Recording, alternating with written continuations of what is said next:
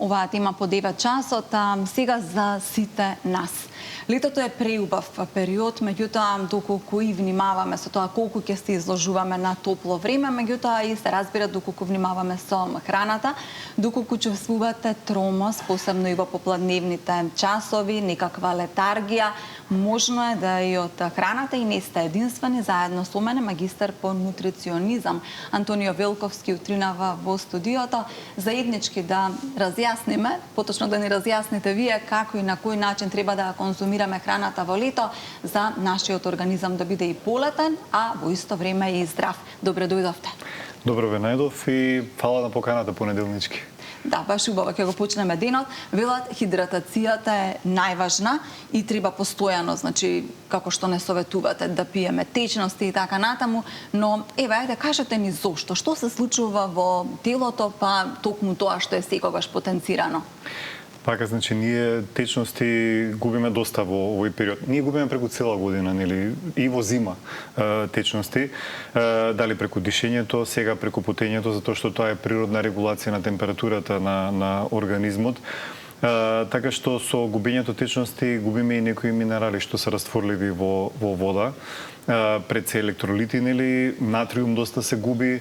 Така што, како што нели, спомна предходно, можно е да се случи да чувствуваме малку вртоглавица, поспаност и најчесто припишуваме сега што ми е, дали сум гладен или нели, некои слични работи, но можеби е дехидратација, што е многу честа појава во овој период, кога ќе се додаде тоа и нели, високи температури плюс недоволно хидриран организам, тие вртоглавици, поспаност, па можеби и да речеме потешкоти со расудувања или размислување посебно на работно место може да бидат како последица. И сега спомнав електролитите, нели, често се губат преку потта. Дали сега тоа значи дека директно треба и електролити да се пијат, нели, со течностите? Јас не би рекол, нели, ако некој не се поти премногу, не работи на отворено, не е спортист или не знам слично нешто, нема потреба ги внесуваме и преку храната, меѓутоа некој ако гледа дека водата не му е доволна за да се чувствува хидрирано, односно во форма, може да вклучи електролити во комбинација.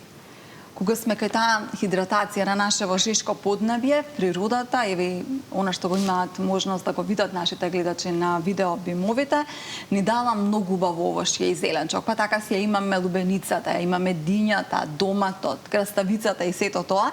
Сега кажете ни дали, нели, за вечера кога треба да еве ќе почнеме од вечерата, затоа што некако и во текот на тие вечерни часови чувствуваме и отоци, и тромавост, собрано, акумулирано од целиот ден.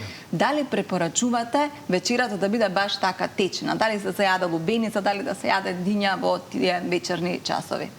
Дињата, лубеницата, па еве не знам и зеленчуците, некако природата е во склоп, нели, со годишното време како и секогаш, односно зеленчуците и овошјата што се сега актуелни полни се со течност, нели, со вода. До 70 до 90% се вода. Така што може да придонесат за додавање, да речеме, на течности. Не ја заменуваат водата, не ги заменуваат обичните течности, меѓутоа може да дадат придонес. И спротивно на можеби повеќето верувања, јас сметам дека и дињата и лубеницата се добар, како да кажам, освежувач или додаток на храната и дури и навечер во вечерните часови. Се разбира ако сме имале добри оброци во текот на денот. И сега тие препораки би ги сметал само како општи, затоа што сепак, нели, диња и лубеница може на некои луѓе, на пример, диуретик се. Да, може да речеме да им прават проблем, на пример, во текот на ноќта на некои луѓе, или пак можеби да почувствуваме подуеност и слично. Меѓутоа тоа се случаи што се исклучоци. Јас секогаш кога кажувам, нели, баш имав и едно видео во врска со лубеницата на мојот профил на Инстаграм за навечер и почна да ме прашуваат луѓе, на пример, диабетичари.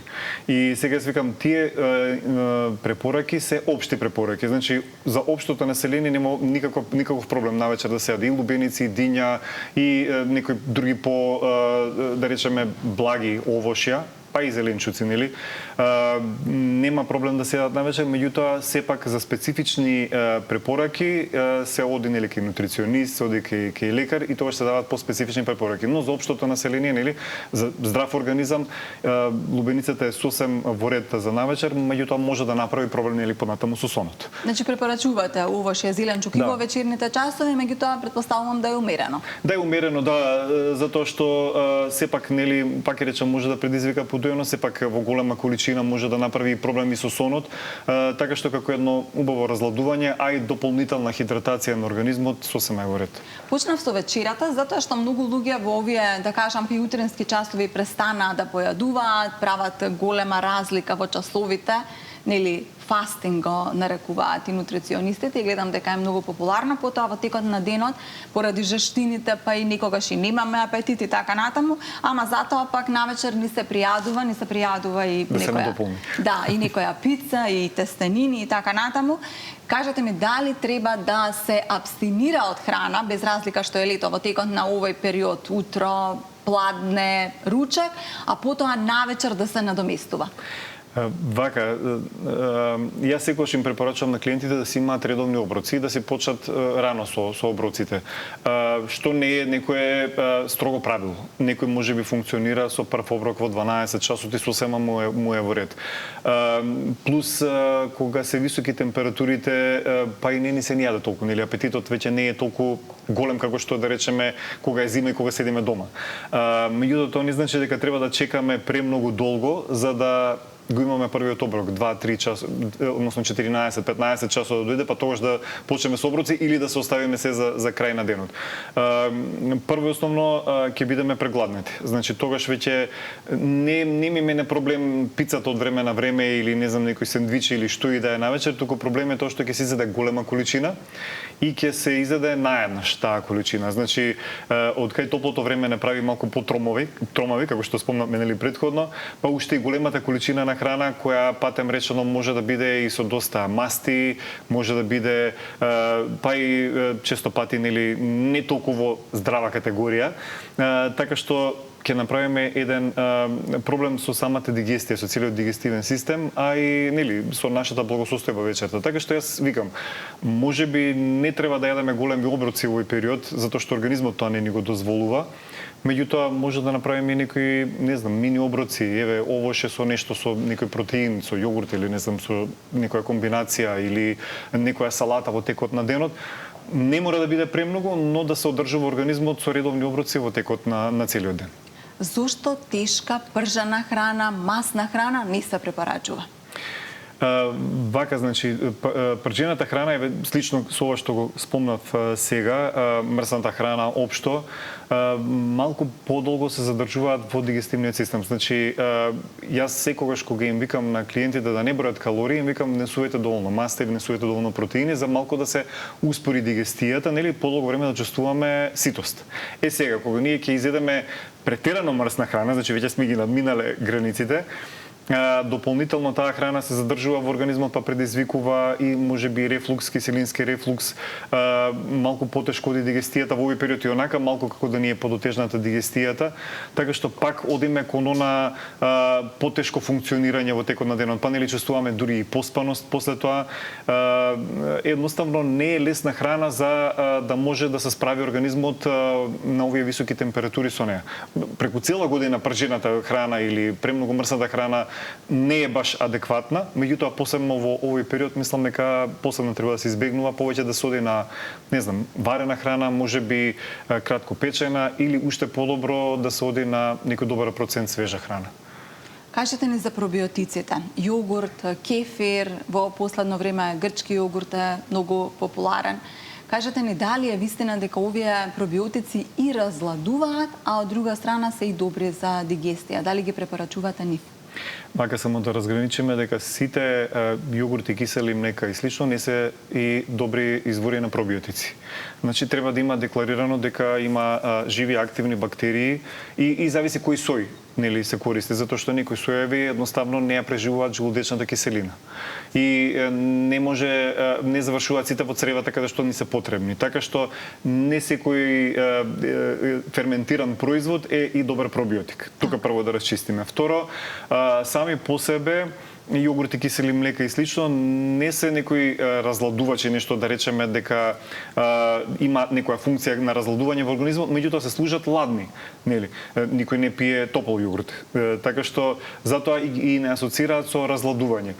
Плюс тоа се многу практични, еве спомнав и претходно, посебно во овој период кога се мислиме што да јадеме, па сега кој да готви, па да вклучуваме шпоред, нели, на 40 степени. Добро, не сме дошли до 40 степени, ама тука некаде сме, нели? Неделава ќе биде така речи вода. Така некако јогурт со, например, со житарки или со овошје или во некоја друга комбинација е супер за брз оброк или за брза ужина или пак ќе речеме за освежување затоа што се служи ладен. Така што убави се за разладување, се разбира ако на некого не му пречат нели лактозата или слично, убави се за разладување и едноставно, ама дека треба да се базираме само на јогуртите за како пробиотици, не би можеле, а има такви на пазаров што се и добар извор на пробиотики што ја помагаат и цревната флора.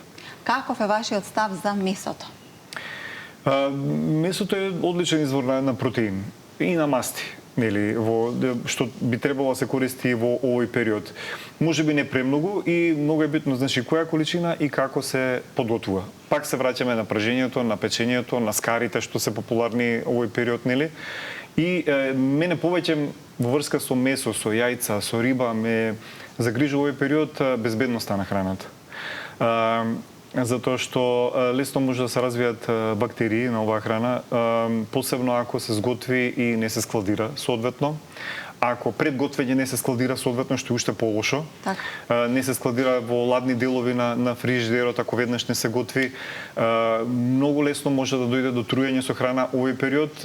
Тоа е многу веројатно, посебно нели од јајца што се сварени и оставени или не сварени па долго време се чувале, исто со месото.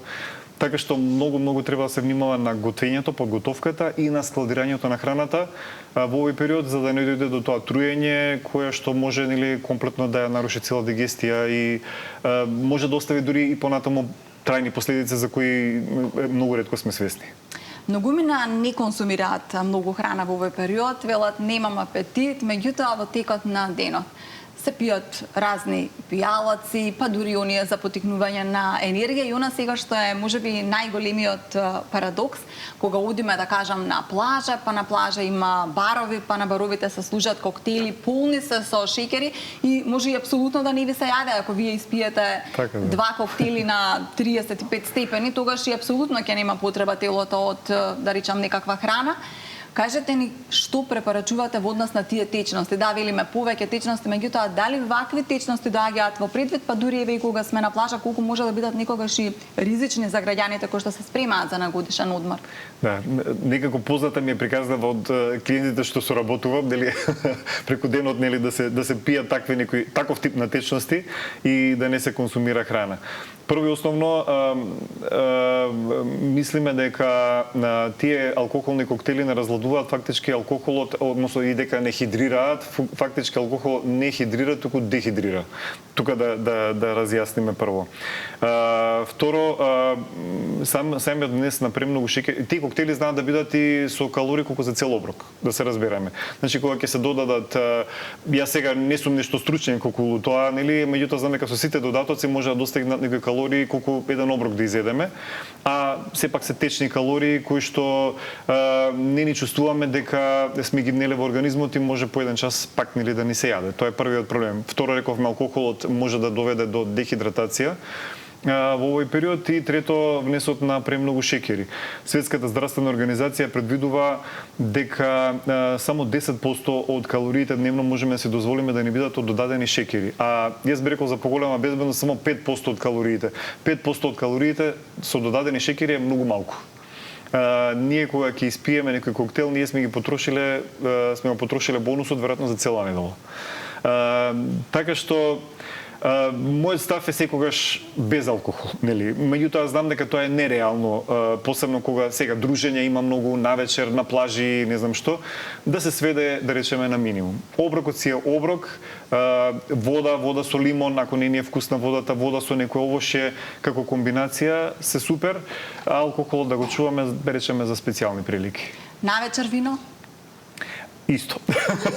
Да не знаат, јас баш и со клиентите кога соработувам, сега ми викаат, нели, социјалниот живот ми трпи. Добро, викам, само не мора да биде голема количина, нели?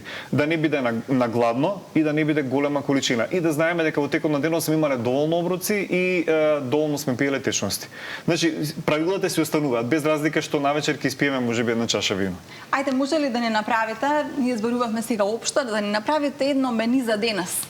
Што е она што би требале да појадуваме, да ручаме, да вечераме, за да ги имаме сите оние нутритивни придобивки, а да не се чувствуваме на крајот на денот и тромо, и потечени, и подуени, и да не можеме да се спиеме затоа што и навечер температурите се високи. Така, значи, јас секогаш викам треба да се почне од тоа како да се распоредат зеленчук, овоше, протеини и аглихидрати во текот на денот. Обично за наједноставна варијанта се овесните каши на сабајле. Еве веќе ги спомнавме јогурти или овес и слично, меѓутоа еве сите не можат да ги прифатат, па тогаш зошто да не се смести зеленчук во доручекот. Например, некој сендвич да се направи со, не знам, со некој намаз од сирење или од или нешто слично во кој ќе се додаде и зеленчук кој ќе не хидрира. Например, може да се додаде пиперка, домат, краставица уште од сабајле. За ручек, за оние што се расположени да готват, нека го направат тоа нешто со минимално готвење.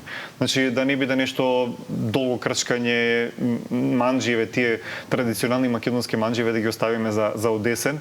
Сега може нешто брзински, например, не знам, да се искомбинира некое кратко динстано месо во салата, свежа салата голема да се направи, па да се додаде нешто или наут, или можеби некоја житарка, например киноа или кускус, или што и да е. Кускусот, нели, веќе е тестенина. Може таква некоја комбинација да се направи. Или тестенини, што ќе се збогатат со грашок, со зеленчук, со јајце, со туна, со што и да е. Вечерата да биде нешто полесна. Например, не дека сега супите се забранети. Например, меѓутоа деве може да се направи една изладена супа, да се направи во текот на денот и после вечерта, што ќе придонесе за дополнителна хидратација. Па да се вметне внатре некое парче месо, нели? Што би дошло добро како за лесна вечера. Или можеби јас некако немам некои строги правила што е доручек, што е вечера, па можеби некој ќе си направи дома домашна гранола, па вечерта ќе искомбинира со грчки јогурт, еве го спомнавме, нели, и со некој овошје. Некои такви варијанти, мислам дека денот ќе се помине без многу готвење, а и без преголеми оброци кои што би го оптовариле дигестивниот систем и нели после да се жалиме дека не сме продуктивни во текот на денот затоа што многу смизеле. И еве за крај, вие често, освен што сте магистар по нутриционизам, и самиот на вашиот сајт Ајде да јадеме подготвувате храна, подготвувате јадења. Како нутриционист, експерт во оваа работа, кажете ни кој е вашиот омилен оброк за овој летен период? Јас имам во различен период различни омилени оброци. Значи не можам да кажам дека некогаш нешто ми е екстра омилено. Например, ги спомнав сендвичеве со зеленчуци, сега во овој период ми се хит. Тие ми се некако, не знам, најомилени, веројатно затоа што најдобро ме држат во текот на денот, а и сакам така нешто да биде крцкаво уште рано наутро. Една салата правев, што дополнително ќе го објавам рецептот деновиве, не знам точно сега кога ќе биде утре или задутре. Планот веќе ми е направен и снимено е видеото. Доста кремасто изгледа, доста голема салата ја направив со булгур, со црвен граф и со јајце и плюс преливот е од јогурт. И изгледа доста кремасто. Дури ја пробав и ден потоа, беше многу повкусна, така што мислам дека таа ќе ми биде новиот фаворит за летово. Така што еве тие што ме следат, нека го следат мојот профил, Ајде да јадеме, Instagram, TikTok или Facebook и ќе го имаат рецептот за ден или два. Ви благодарам за гостувањето. Се надевам дека им помогнавме на гледачите да си направат едно убаво летно, лесно мени, без разлика дали сте дома или на плажа, и да бидете колку што е можно снабдени со сите потребни витамини и минерали. Ви благодарам.